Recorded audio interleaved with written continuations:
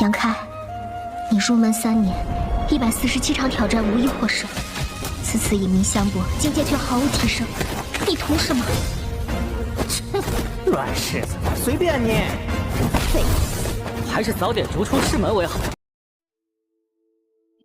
Hai, selamat datang kembali di channel Min-er Donghua. Kali ini kita akan melanjutkan cerita Donghua, Martial Peak. Gak pakai lama lagi, langsung aja kita ke ceritanya. Check it out. Melihat penolakan tegas Yang Ke, Jimeng segera mengetahui bahwa dia masih memiliki dendam terhadap apa yang terjadi sebelumnya. Jadi dengan cepat berteriak, "Itu adalah kesalahan kami sebelumnya. Kicau berbohong kepada Anda, kami juga bertanggung jawab. Tetapi Anda tidak bisa mengabaikan kami begitu saja, kan?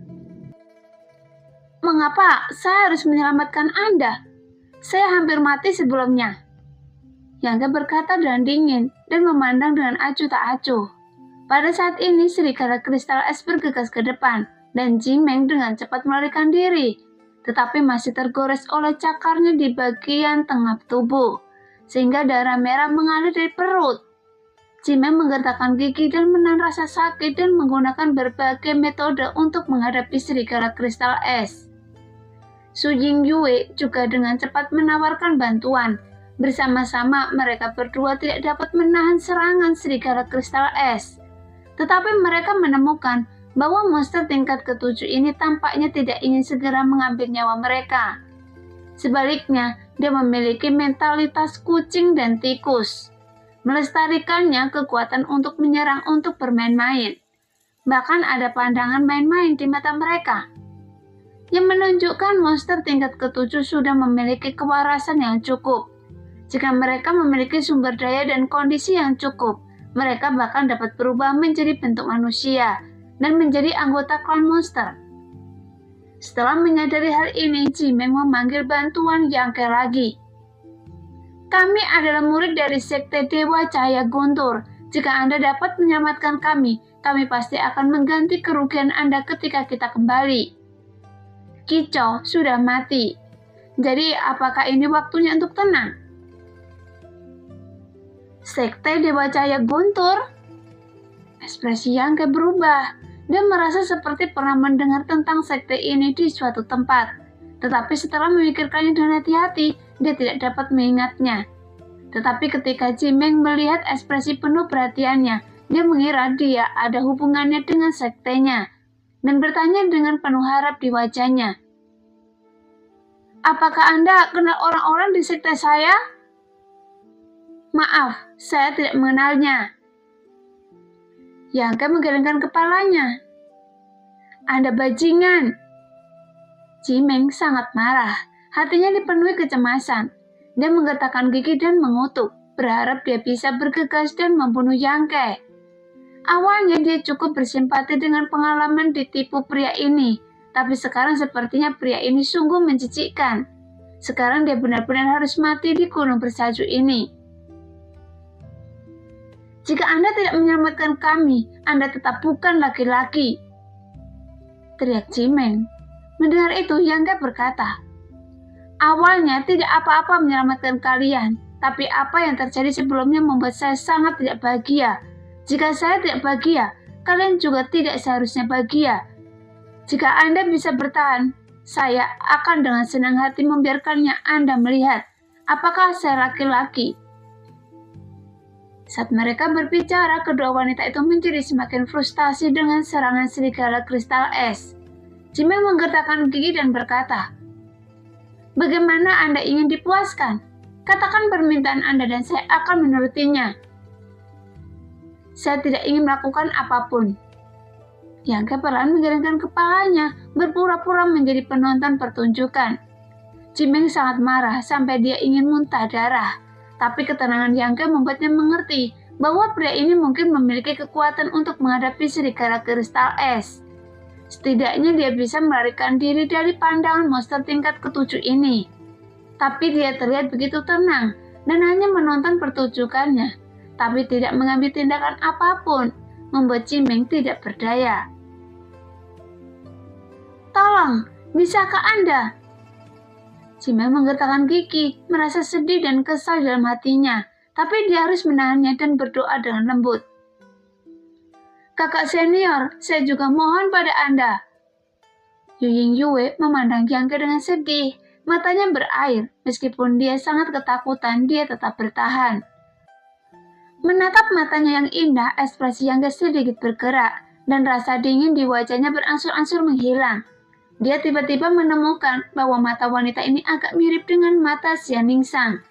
Keduanya tampak bodoh dan jernih, tanpa kotoran. Namun Yang Ke tetap diam untuk waktu yang lama, dan tidak menunjukkan niat untuk membantu. Jimeng berpikir bahwa pria ini sangat berhati keras dan ingin melihat semuanya dengan mata dingin. Jadi dia tidak bisa menahan rasa dingin di hatinya, dan berkata sambil tersenyum pahit. Yingyue, saya tidak bertanya padanya lagi. Saya takut kita benar-benar akan mati di sini. Ingat penampilannya sebelum Anda mati. Bahkan jika Anda berubah menjadi hantu, Anda akan mengganggunya seumur hidupnya. Saat berbicara, dia menatap Yang Ke dengan dingin, yang membuat Yang Ke tertawa terbahak-bahak. Anda wanita yang benar-benar berhati ular.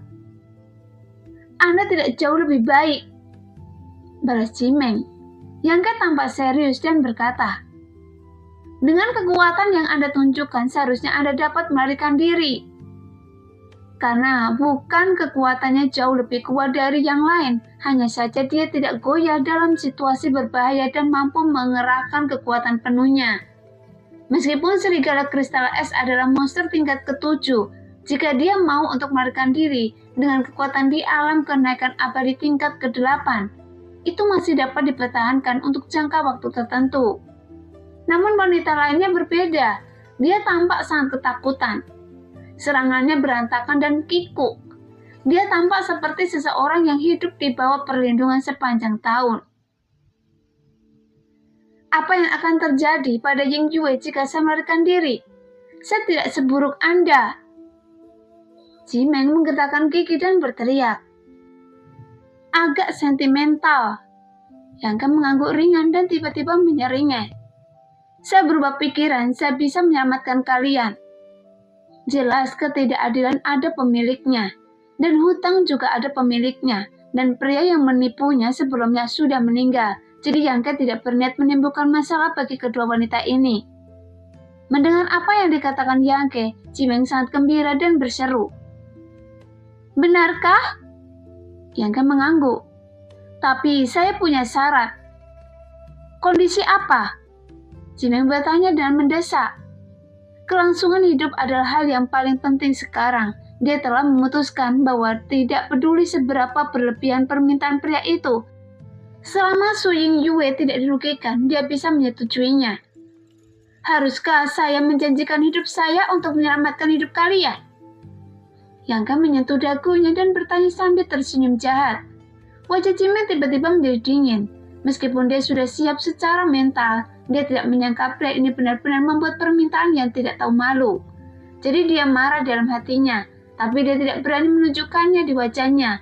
Dia mencoba yang terbaik untuk menahan serangan serigala kristal es dan berteriak pelan. Saya tidak keberatan, tapi jangan Yingyue. Oh, Yang Ke memandangnya dengan heran. Dia hanya bercanda dan tidak punya niat nyata untuk melakukan apapun pada kedua wanita ini. Dilihat dari percakapan pada pertemuan kedua wanita ini bukan karena mereka kejam, jadi begitu tidak masalah jika mereka diselamatkan. Mengapa Anda tidak mengambil tindakan? Jika Anda tidak mengambil tindakan, Anda tidak akan mendapatkan apa-apa jika kami mati. Jimeng tidak tahan lagi. Pada saat berbicara, kesabaran serigala kristal es tampak seperti itu benar-benar habis. Dan serangannya menjadi semakin intens dan sangat sengit. Sehingga dia dan Su Yingyue tidak bisa menahannya dengan metode mereka. Saya datang! Yang Ke menggelengkan kepalanya dan perlahan melayang turun dari kehampaan. Monster besar itu berlari ke arahnya dari kejauhan. Taringnya terlihat sangat tajam dan bau busuk menerpa wajahnya. Su Yingyue berteriak ketakutan dan air mata mengalir di matanya. Tepat ketika dia tidak tahu harus berbuat apa. Tubuhnya tiba-tiba terasa ringan. Saat berikutnya dia mendapati dirinya digendong di baunya. Pemandangan di sekitarnya dengan cepat surut, membuatnya takut dan dengan cepat menutup matanya. Jimeng juga mengalami hal yang sama. Dia tidak bereaksi sama sekali dan dijemput oleh Yang Ke. Angin dan kilat sangat cepat dan serigala kristal es yang tampak penuh kebencian mengejarnya, tetapi jaraknya perlahan melebar. Jimeng melihat sekilas dan terus berdesak. Cepat! Dia akan menyusul. Yang Ke mendengus dingin. Mudah saja, ini sudah kecepatan tercepat saya. Jimeng berhenti berbicara.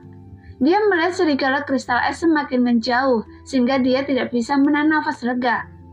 Setelah beberapa saat, serigala kristal akhirnya berhenti mengejar, tetapi berhenti di tempat sambil meraung. Namun raungan tersebut dipenuhi dengan keengganan dan kemarahan. Di suatu tempat di pegunungan luas yang tertutup salju, Yang Ke berdiri di sana, tampak bosan, memperhatikan dua wanita acak-acakan dan sibuk. Mereka sepertinya punya banyak pengalaman hidup di salju. Mereka dengan cepat menggali lubang di salju yang luas di dalam dan kokoh di luar. Setelah beberapa saat, sebuah gua salju dibuat. Jimeng kembali menatap Yang Ke dengan waspada dan berkata dengan sedikit lemah, kita perlu berganti pakaian dan mengoleskan obat penyembuh. Anda berdiri di sini dan jangan masuk. Anda juga tidak boleh mengintip. Jika tidak, saya akan menggali keluarkan matamu. Hei, Anda dianggap milik saya sekarang. Apa bedanya jika saya melihat Anda beberapa kali? Yang Ke menggoda. Anda! Jimeng sangat marah. Dia menggertakkan gigi beberapa saat dan berkata dengan marah, itu tidak masalah bagi saya, tapi tidak bagi Ying Yue. Setelah mengatakan ini, kedua wanita itu masuk ke dalam gua salju satu demi satu. Setelah beberapa saat terdengar suara gemericik. Yang Ke tampak terkejut dan dia tiba-tiba merasa bahwa pihak lain sepertinya tidak berniat menarik kembali kata-katanya, karena dia tidak bisa berkomitmen satu sama lain seperti ini. Setelah memikirkannya, Yang Ke memiliki ekspresi gelap di wajahnya, karena jika dia terlibat dalam hal ini, dia akan mendapat masalah besar. Dia memang cukup pelit. Kenapa dia mengedepankan kondisi seperti itu, yang hanya akan mengikat dirinya sendiri?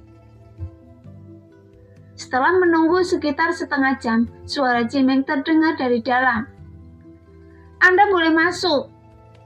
Yang Ke tersenyum cerah, berjalan ke gua salju, menundukkan kepalanya dan masuk. Bagian dalamnya memang sangat luas dan tidak terasa dingin atau lembab. Sebaliknya berbeda dengan lingkungan luar. Gua salju seperti itu memberikan perasaan hangat. Sekarang kedua wanita itu telah menjaga diri mereka sendiri dan mengenakan pakaian bersih yang membuat mata Yang Ke berbinar. Ketika mereka pertama kali bertemu, Kicho berdiri di depan mereka, dan Yang Ke juga memperhatikan seperti apa penampilan mereka. Ketika mereka bertemu untuk kedua kalinya, mereka berantakan, berlumuran darah dan penampilan mereka yang sebenarnya tidak bisa terlihat jelas. Kalau dilihat sekarang, Yang Besar mempunyai sosok yang membanggakan dan berpenampilan cantik, sedangkan Yang Kecil elok, unik, dan cukup imut. Tetapi pada saat ini si cantik besar sedang menatap Yang Ke dan ekspresi tidak senang di wajahnya, seolah-olah dia memiliki keinginan untuk memakannya hidup-hidup.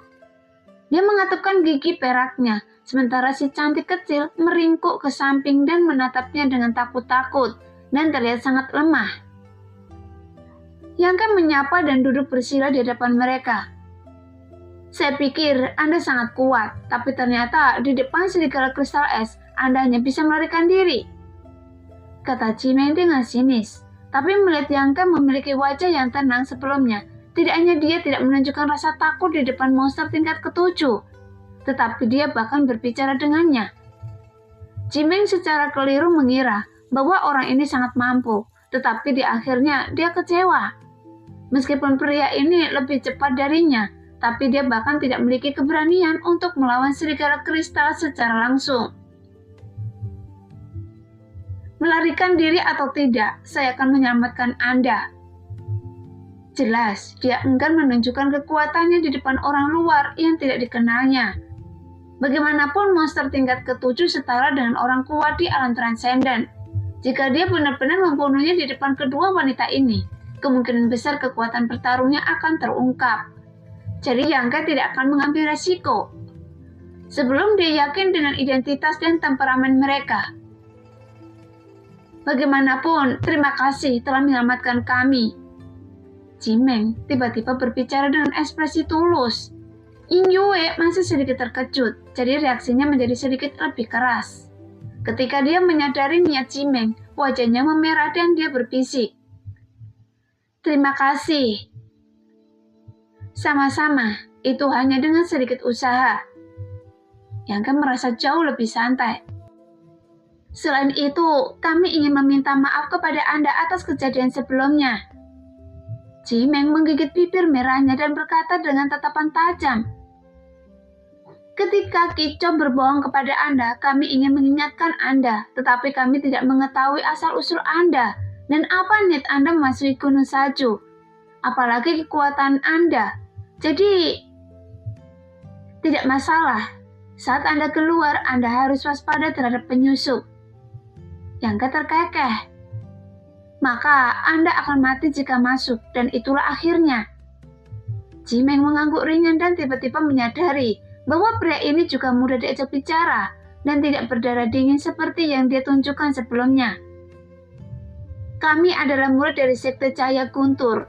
Nama saya Jimeng dan dia adalah Su Ying Yue. Bagaimana dengan Anda? Jimeng memperkenalkan dirinya, kemudian dia memandang Yangke dan bertanya, sehingga Yangke melaporkan namanya. Anda berasal dari kekuatan mana? Jimeng bertanya dengan rasa ingin tahu. Saya tidak punya keluarga dan sekte dan saya sendirian. Jawab Yangke dengan serius. Tidak mungkin. Jimeng sedikit terkejut. Melihat metode Anda, sepertinya Anda tidak memiliki kekuatan untuk berkultivasi. Meskipun Anda bukan orang yang paling kuat, Anda sudah cukup baik. Jelas, mampu menyelamatkan 2 orang dari serangan kekerasan serigala kristal es. Jimeng merasa Kico tidak bisa melakukannya. Jadi bagaimana dia bisa begitu kuat jika dia berlatih sendirian tanpa bimbingan apapun? Kenapa Anda tersesat di pegunungan bersalju? Anda mau kemana? Jimeng terus bertanya, sepertinya ingin tahu lebih banyak tentang Yangke. Saya tidak sengaja masuk ke sini dan saya juga tidak dapat menemukan jalan keluar. Adapun kemana saya harus pergi, saya belum memutuskan. Jadi pergi saja kemanapun saya bisa. Yangke berkata dengan santai. Oh, Jimeng mengangguk dan menjelaskan.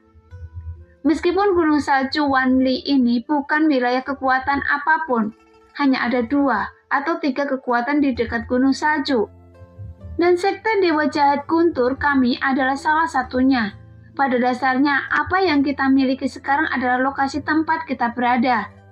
Semuanya berada di bawah yurisdiksi Sekte Dewa. Jadi banyak murid akan pergi ke pegunungan bersalju untuk mencari peluang untuk melihat apakah mereka dapat menemukan bahan obat langka dan barang berharga. Jika Anda tidak punya tempat untuk pergi, sebaiknya Anda ikut dengan kami dulu. Yangke menarik mereka berdua, dan dia juga tahu bahwa mereka menyampaikan undangan tersebut, bukan karena dia memiliki kesan yang baik terhadapnya atau untuk memenuhi perjanjian sebelumnya, tetapi karena mereka berdua terluka parah dan membutuhkan seseorang untuk melindungi mereka. Oke, Yangke mengangguk. Terima kasih. Jimeng santai dan tersenyum cerah. Beberapa hari berikutnya, mereka bertiga berjalan bersama. Pegunungan yang tertutup salju terus-menerus dan perjalanannya panjang. Kedua wanita tersebut terluka, sehingga kecepatan berjalan tentu saja tidak cepat. Apalagi saat mereka berjalan. Mereka akan mencari beberapa bahan obat yang terkubur jauh di bawah salju, sehingga membuang banyak waktu. Tapi Yangke tidak terburu-buru karena itu jauh lebih cepat jika seseorang memimpin daripada berjalan sendiri tanpa tujuan. Setelah 3 atau 5 hari ini, mereka sudah jauh dari kawasan berbahaya dari pegunungan yang tertutup salju. Sambil berjalan, Yangke tiba-tiba berhenti dan melihat ke kejauhan. Setelah beberapa saat, dia melihat ke arah Cimeng dan berkata, "Sepertinya seseorang dari sekte Dewa Cahaya Guntur telah datang ke sana." "Benarkah?" Cimeng sangat terkejut dan mendongak, tapi tidak bisa melihat apapun. "Ya, itu pakaian emas yang sama dengan yang Anda kenakan sebelumnya." "Saat itulah saya akan bergabung." Cimeng memegang erat tangan Ying Yue, dan sarafnya yang tegang tiba-tiba menjadi sangat rileks. Dan Ying Yue juga tersenyum. Yang mengerutkan kening dan berkata, "Jika mereka mengetahui bahwa saya adalah orang luar di pegunungan bersalju, pasti ada masalah, kan?" Cimeng terkejut dan berkata, "Tidak apa-apa, jika Anda tinggal bersama kami, Anda akan baik-baik saja." "Lebih baik tidak, saya pergi, dan kita akan bertemu lagi nanti." Setelah selesai berbicara, Yang segera minggir tanpa menoleh ke belakang. Namun Cimeng tidak punya waktu untuk menghentikannya, dan Yang menghilang dalam sekejap.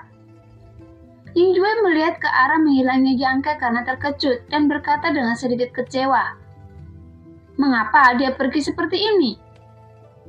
Cimeng berdiri di sana dengan ekspresi rumit dan berpikiran sejenak.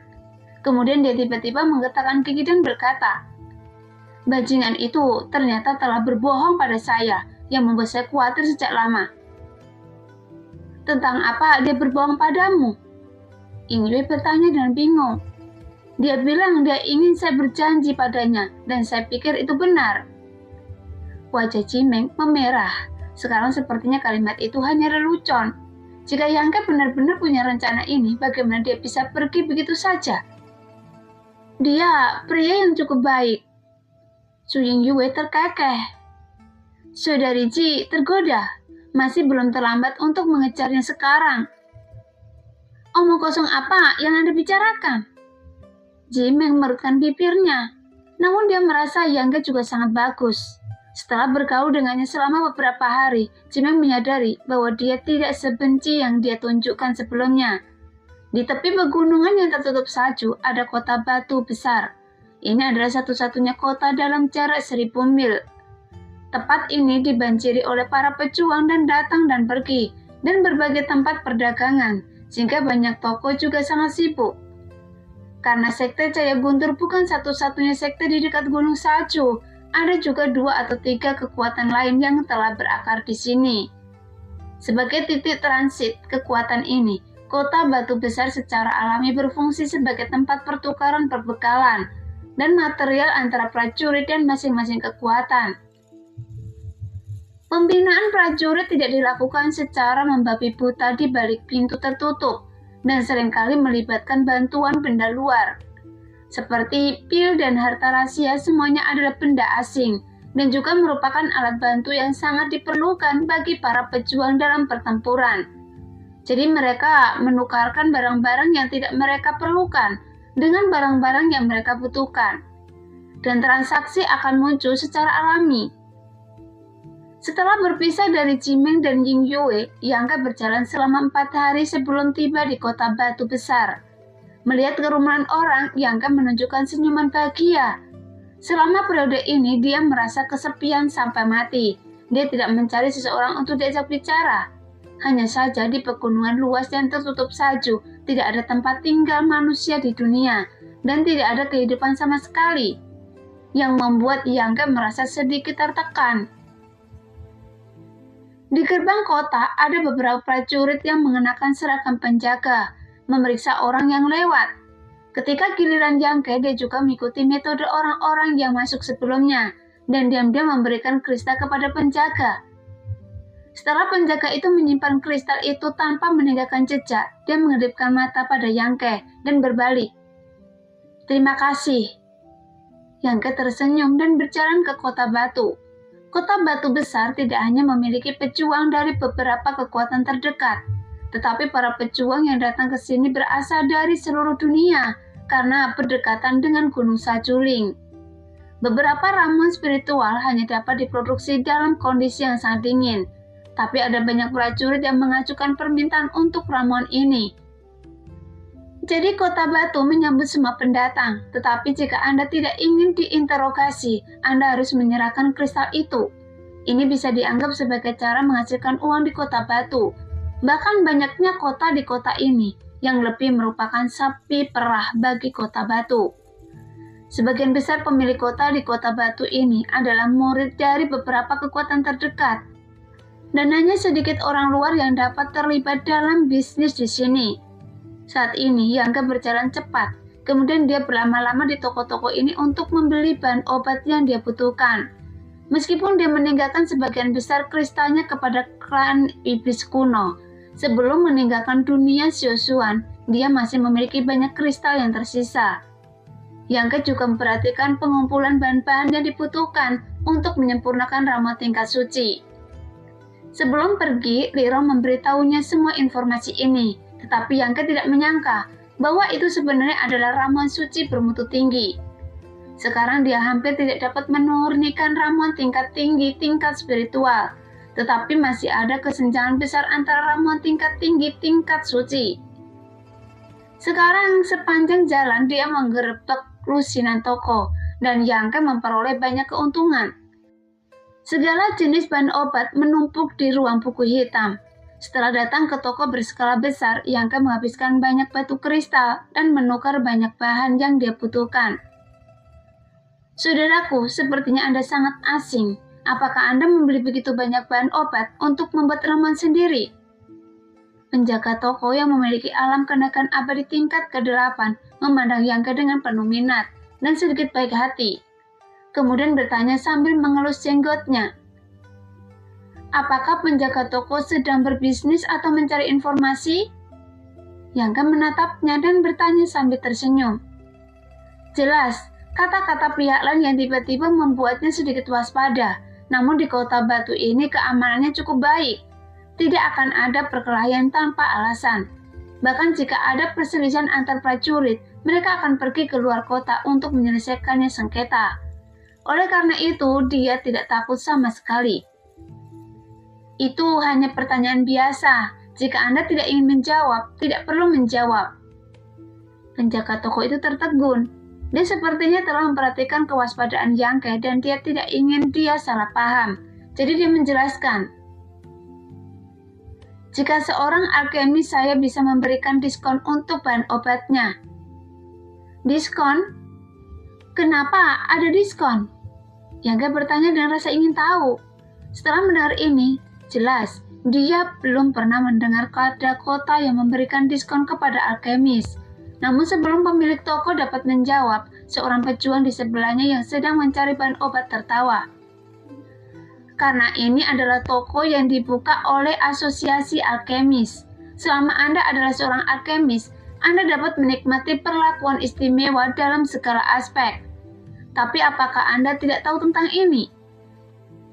Saat dia berbicara, dia berjalan mendekat, menyerahkan bahan obat yang dipilih kepada penjaga toko, dan menyerahkan kepadanya sebuah plakat batu giok. Yangke dapat dengan jelas melihat ada kata "dan" yang terukir di tablet batu giok. Penjaga toko melihat bahan obat, menghitung harganya, mengambil tablet giok, dan menuangkannya esensi sebenarnya ke dalamnya. Tablet giok itu berkedip sedikit, dan penjaga toko mengangguk sedikit. Seorang alkemis spiritual tingkat rendah, menurut aturan asosiasi, dapat memberi Anda diskon 20%. Pria itu buru-buru menyerahkan kristal dan penjaga toko menyimpannya. Setelah membeli bahan obat, pria itu pergi tanpa menoleh ke belakang, yang membuat Yangke tercengang. Asosiasi alkemis adalah kekuatan yang didirikan oleh para alkemis dunia. Hanya alkemis yang berhak untuk masuk.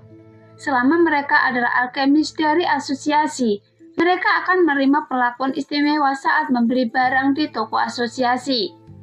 Terlebih lagi, toko asosiasi ada di seluruh dunia, dan Anda dapat menikmati kepedulian dari asosiasi di semua kota besar. Jelas pemilik toko sambil tersenyum. Bagaimana penjaga toko tahu bahwa saya adalah seorang alkemis? Yangke bertanya dengan ragu. Pihak lain jelas telah memastikan bahwa dia bisa membuat alkimia dan tidak ada gunanya berpura-pura bingung. Jadi dia sangat penasaran bagaimana pemilik toko tua ini. Dia hanya berada di alam abadi tingkat 8, tapi memiliki penglihatan seperti itu. Orang-orang alkimia berbeda dari pejuang biasa. Saya telah menjaga toko selama beberapa dekade. Banyak orang yang datang dan pergi adalah alkemis.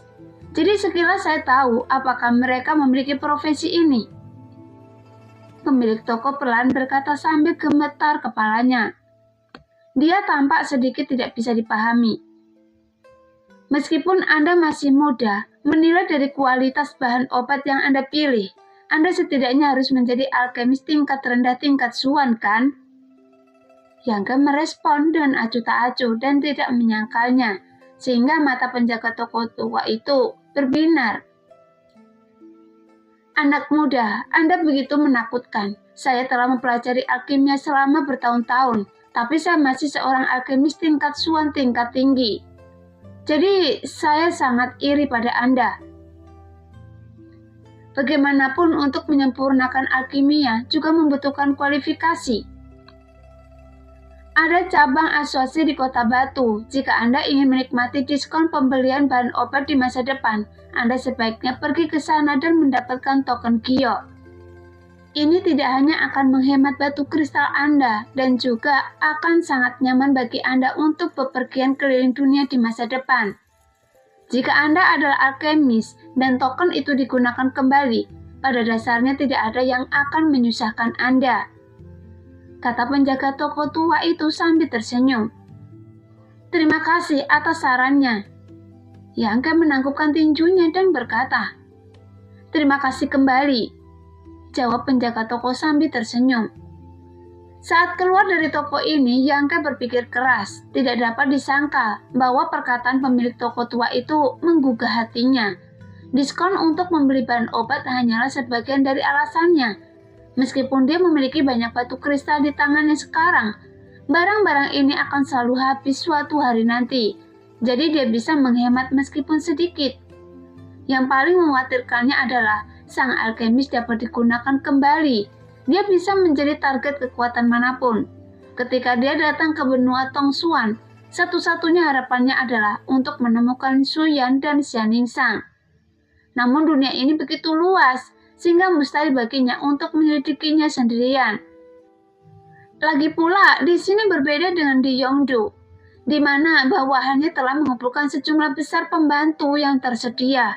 Siapapun yang ingin mereka cari atau apa yang ingin mereka lakukan, dia dapat diberi perintah dan akan segera dilakukan. Tapi di sini, Yangke hanya bisa mengandalkan diri sendiri untuk segalanya. Ketika Suiling dan Yun Xuan mengundangnya untuk bergabung dengan kuil air atau Liga Duao, jadi Yangke tidak tahu cara membuat alkimia. Jadi dia menolak kebaikan mereka, karena Yangke ingin mengandalkan kekuatannya sendiri untuk menemukan Suyan dan yang lainnya. Namun sekarang tampaknya gagasan tersebut agak tidak realistis. Hanya saja jika dia menggunakan identitasnya sebagai seorang alkemis dan untuk bergabung dengan kekuatan tertentu, dan membiarkan kekuatan ini membantunya menemukannya. Mungkin dia bisa mendapatkan beberapa informasi. Pada saat ini, di sebuah penginapan, Yangke berpikir lama dan memutuskan untuk pergi ke asosiasi alkemis untuk mendapatkan token Gio terlebih dahulu. Token Gio ini saja dapat menyelamatkannya dari banyak masalah, jadi layak untuk dipikirkan oleh Yangke. Setelah menjelajahi arah di Kota Batu, Yangke dengan cepat menemukan lokasi asosiasi alkemis. Di depan asosiasi alkemis yang megah, Yangke berhenti untuk waktu yang lama. Kemudian dia menggelengkan kepalanya, karena meskipun dia sudah lama mendengar bahwa alkemis adalah sekelompok orang kaya, Yangke tidak pernah menyangka bahwa mereka sebenarnya begitu kaya. Karena tampilan seluruh asosiasi alkemis hanya dari luar saja, sudah sangat berbeda dengan bangunan lain di Kota Batu. Bahkan ada aura kekayaan luar dan dalamnya. Di luar istana ada burung dan hewan yang diukir dari mineral langka, dan ada fluktuasi energi samar yang datang darinya. Jelas sekali mereka diukir dengan formasi yang kuat. Jika ada yang berani membangun gedung ini, mereka pasti rugi besar. Melihat sekeliling, bagian dalam asosiasi juga ditutupi karpet merah tebal, dihiasi dekorasi set bening kristal yang bersinar seperti permata. Namun para alkemis yang sesekali keluar masuk semuanya sombong, dengan ekspresi arogan dan acuh tak acuh, seolah-olah mereka hebat. Bagaimanapun, seorang alkemis terkemuka bisa menjadi sangat kaya dan memiliki status tinggi. Dan ini bukanlah legenda, tapi nyata. Di Zhongdu, alkemis dan pemurni senjata adalah makhluk yang relatif mulia. Tetapi di sini, di benua Tongsuan, kebangsawanan yang tidak dapat dijelaskan ini tampaknya diperkuat beberapa kali lipat. Wah, apa yang Anda sembunyikan di sekitar sini? Tiba-tiba terdengar teriakan marah dan seorang pria berjenggot memelototi Yang Ke dan berteriak. Anda berasal dari kekuatan mana? Apakah Anda tidak tahu di mana tempat ini? Halo? Ekspresi Yang Ke tetap tidak berubah dan dia sedikit mengangguk. Saya ingin datang dan menerima token Gyo Alkemis. Mendapatkan token Gyo? Apakah Anda seorang alkemis? Pria besar itu tercengang ketika mendengar ini dan melihat Yang Ke dari atas ke bawah. Gelombang kesadaran spiritual tiba-tiba menghampirinya dan dia mengangguk sedikit setelah beberapa saat. Iya, benar, ada atribut yang di dalam tubuh, jadi Anda bisa membuat alkimia, tapi Anda masih terlalu muda dan baru mulai belajar, kan? Saya sudah belajar sejak lama. Yang Ke tersenyum dan mengangguk. Baik, masuklah. Pria besar itu memiringkan kepalanya dan berjalan masuk, dan Yang Ke buru-buru mengikutinya. Di sepanjang jalan, Yang Ke kagum. Dari luar, asosiasi alkemis sangat mengagumkan, tetapi begitu masuk, dia menyadari bahwa tempat ini sangat kaya. Setelah mengetahui bahwa Yang Ke juga seorang alkemis, lelaki besar itu menahan rasa jijiknya terhadapnya, tetapi dia tidak bisa dikatakan terlalu santai. Dia berteriak sepanjang jalan.